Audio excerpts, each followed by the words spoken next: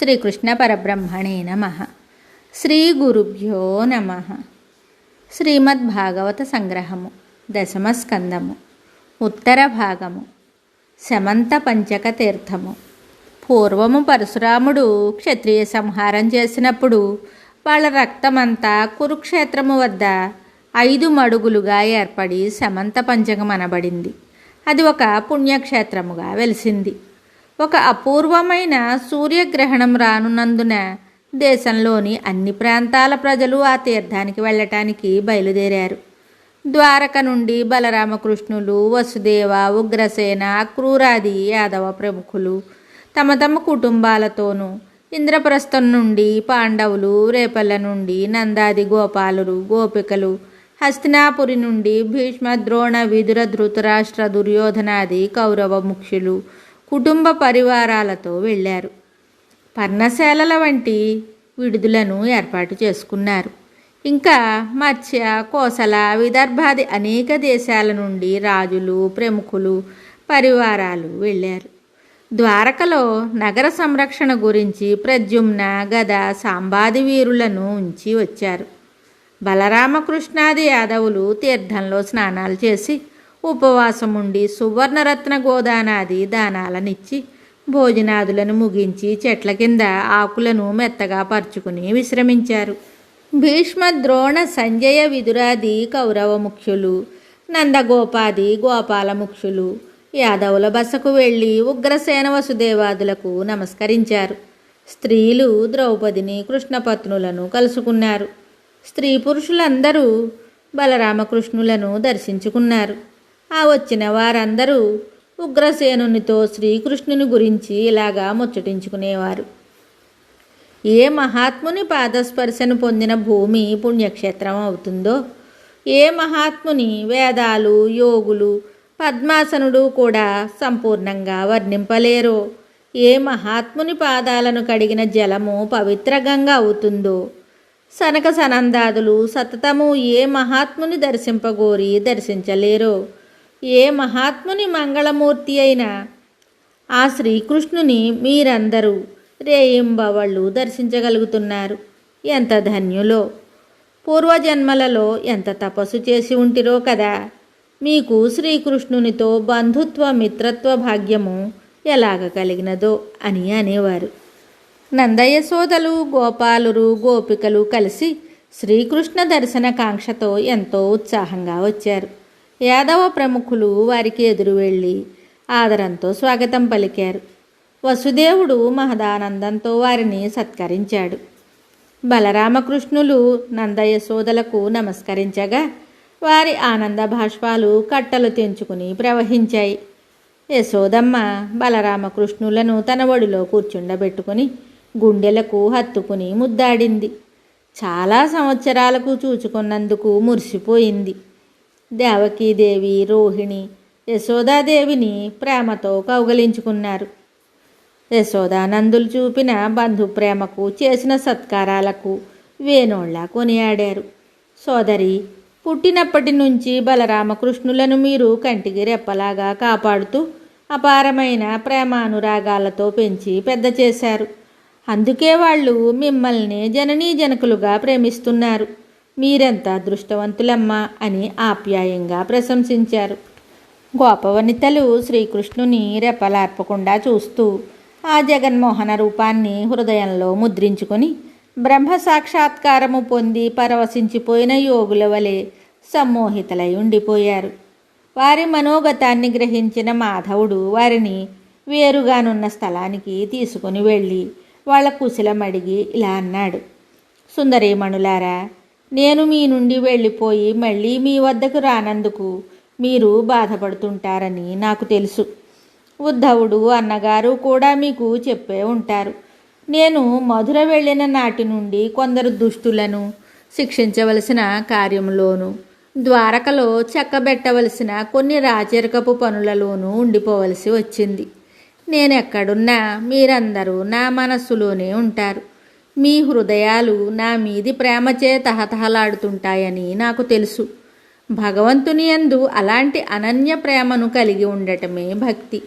శివ బ్రహ్మ సనక సనందాదుల హృదయాల్లో కూడా అంకురించని భక్తి మీలో వికసించింది.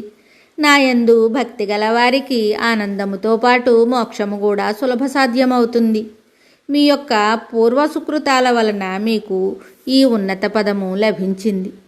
మీకింకా జన్మలుండవు. సర్వావస్థల్లోనూ సమస్త భూతాల బహిరంతరాల్లోనూ నేను వ్యాపించి ఉన్నాను.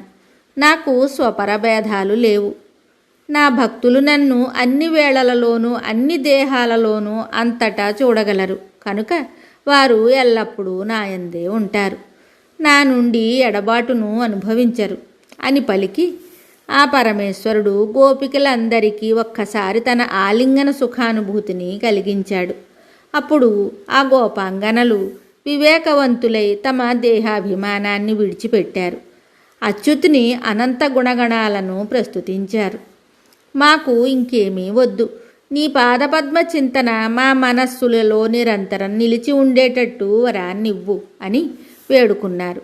భక్తవత్సలుడు ఆ భక్త చూడామణుల అభీష్టాన్ని అనుగ్రహించాడు.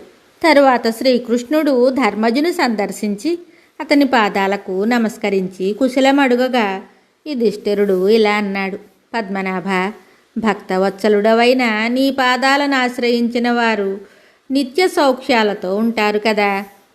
సర్వలోకైకనాథ, జాగ్రత్త స్వప్న సుషుప్తి అవస్థలకు అతీతుడవు, సర్వవ్యాపివి. విశ్వమే నీవు, నీవే విశ్వము. ఈ విశ్వము నీ అందే నిలిచి ఉన్నది. సృష్టి స్థితి లయాలు నీ యొక్క సంకల్పాధీనాలు. నీవు అఖండ జ్ఞాన స్వరూపుడవు. యోగమాయ నీ అధీనములో ఉంటుంది. పాపదూరులు నిత్యముక్తులు అయిన యోగులకు నీవు గోచరిస్తావు. నీకు నేను నమస్కరిస్తున్నాను. నీరజాక్షుడవు, నిఖిల లోకాధినాథుడవు, నిర్వికారుడవు, నిరతిశయ కృపాసాగరుడవు అయిన నీకు అనేక వందనాలు అని ధర్మజుడు చేసిన స్తుతిని విని అందరూ సంతోషించారు. శ్రీకృష్ణుని అష్టమహిషులను చూసి వారి అందచందాలను చూసి ద్రౌపదీదేవి మురిసిపోయింది. వాళ్ళందరూ ఆ మహనీయుని ఏ విధంగా పొందగలిగారో తెలుసుకోవాలని అందరూ ఒకచోట కూర్చొని ఉండగా ఆమె తన కోరికను వెలుబుచ్చింది. ద్రౌపదికి ఇంత చక్కని ఆలోచన వచ్చినందుకు అందరూ సంతోషించారు. రసవత్తరమైన ఆ సుందర ఘట్టాన్ని ఇంకొకసారి మననం చేసుకొని అందరికీ తెలియజేసే అవకాశం వచ్చినందుకు మురిసిపోయారు. వారు ఆనాటి కన్యలుగా మానసికంగా మారిపోయి ఆ పరమపురుషుని ఎలాగ పొందగలిగారో ఒక్కొక్కరు ఆనందపరవశులై వర్ణించి చెప్పారు. రుక్మిణి, జాంబవతి, సత్యభామ, కాళింది, భద్ర, మిత్రవింద, నాగ్నజితి, లక్షణ తమ తమ అనుభవాలను చెప్పారు.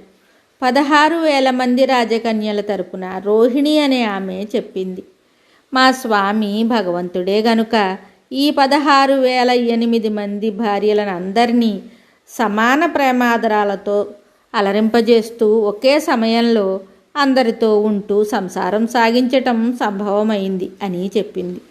ఈ విధంగా శ్రీకృష్ణ సతులు తమ తమ పరిణయ గాథలను చెప్తుంటే వింటున్న ద్రౌపది, కుంతి, గాంధారి, ఇతర రాజపత్నులు, గోపికలు పరవశించిపోయి ఆనంద బాష్పాలు రాల్చారు. తమ తమ హృదయాల్లో ఆ దివ్య సుందర లీలామానుష రూపుని పాదపద్మాలను స్మరిస్తూ కూర్చున్నారు. పురుష సమూహాల్లో కూడా శ్రీకృష్ణుని అద్భుత లీలాగాథలనే ముచ్చటించుకునేవారు. బలరామకృష్ణులు శమంత పంచక క్షేత్రానికి వెళ్ళి ఉన్నారని తెలుసుకుని వారి దర్శనం చేసుకోవాలని వ్యాసుడు, నారదుడు, వాల్మీకి, వశిష్ఠుడు, కశ్యపుడు, మార్కండేయుడు, యాజ్ఞవల్కుడు, ఋష్యశృంగుడు, గౌతముడు, గార్గ్యుడు, అంగిరసుడు, అగస్త్యుడు మొదలైన అనేక మంది తాపస శ్రేష్ఠులంతా అక్కడికి వచ్చి చేరారు. శ్రీకృష్ణుడు వారికి ఎదురు వెళ్ళి నమస్కరించి యథావిధిగా పూజలు చేసి ఇలా అన్నాడు: మహామునీశ్వరులారా, మీ వంటి పరమయోగీంద్రులందరి దర్శనం ఒక్కసారిగా లభించటం మా అదృష్టం. మీ దర్శనమే చాలు, వేరే పుణ్యతీర్థయాత్రల అవసరం లేదు.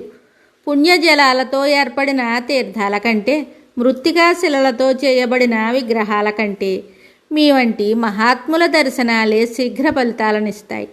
సూర్య, చంద్ర, ఇంద్రాది దేవతలను, పంచభూతాలను పూజించే కంటే సర్వశాస్త్రవేత్తలు విజ్ఞానధనులు అయిన మీ వంటి మహనీయుల సేవ చెయ్యటం శ్రేష్టతరము అని ఈ విధంగా చెప్పిన శ్రీకృష్ణుని మాటలకు మహర్షులంతా విస్మయం చెంది ఒక క్షణంలో తేరుకుని ఇలా అన్నారు: దేవాధిదేవ, బ్రహ్మాది దేవతలతో సహా మేము ఈ ముల్లోకవాసులు అందరము నీ యొక్క మాయకు లోబడి ఉన్నవారము.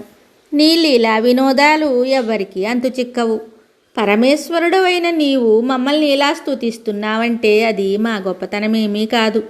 మానవ రూపం ధరించిన నీవు మానవాళికి తెలియజెప్పటం అని మా నమ్మకం.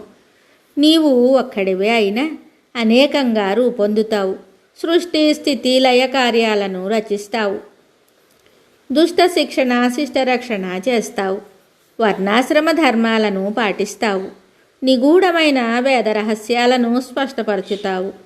దేవజ్ఞానాన్ని తమలో పదిలపరుచుకొని ముందు తరాల వారికి అందించే మునులను బ్రాహ్మణులను ప్రత్యేకంగా అభిమానిస్తావు.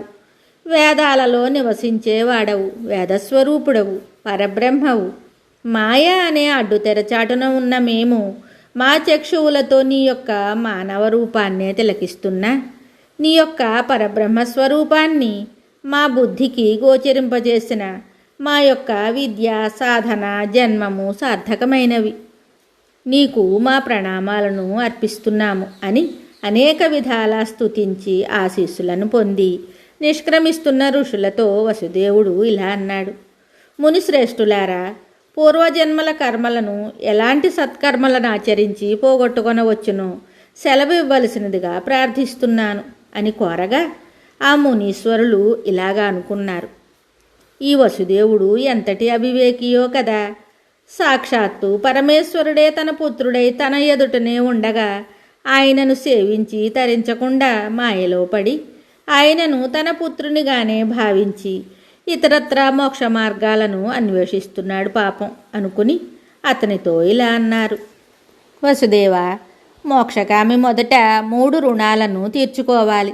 యజ్ఞయాగాలు చేసి దేవరుణాన్ని, వేదశాస్త్రాధ్యయనం ద్వారా ఋషి రుణాన్ని, శ్రాద్ధ తర్పణములు చేసే పుత్రులను కని పితృరుణాన్ని తీర్చుకోవాలి.